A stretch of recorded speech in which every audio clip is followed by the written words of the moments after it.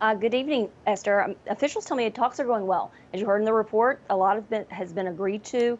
And keep in mind, Niger and the U.S. are both losing a lot here. Niger is losing a partner that it's been working with to counter these terrorists that, analysts tell me that the terrorist situation has only gotten worse since the coup last year. The U.S. is losing a big base for them to look at these terrorists and try to help local partners fight them.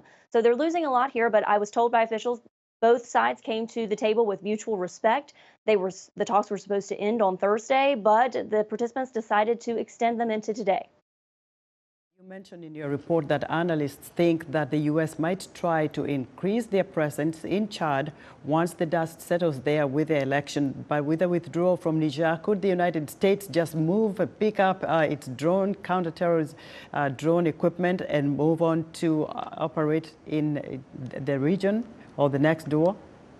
Well, that's a good question, Esther. And officials tell me, the short answer is no. That's not something that's going to happen anytime soon. Even if the U.S. and Chad wanted to move a drone base into Chad today, even if they were at that point, which they're not at all, the Congress would have to approve the funding. A base would cost tens of millions, if not hundreds of millions of dollars to build and maintain.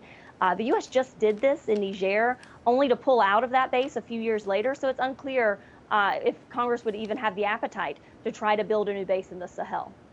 The other curious question is that Russian forces are now on the ground in Niger. And why would Niger want Russia to be their partner other than the United States, which, has been there for a while, set up equipment and a lot of other, military equipment that has been very helpful in countering terrorism in the region?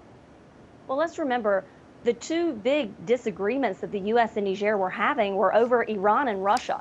So first of all, Niger wanted to supply Iran with uranium. The U.S. said that's not a great idea. Russia, the Nigerians wanted the Russians to come in and help them with security. The U.S. said that's not a great idea. And so those were the two big disagreements. And, when it comes to the United States, remember, the United States military assistance comes with strings attached.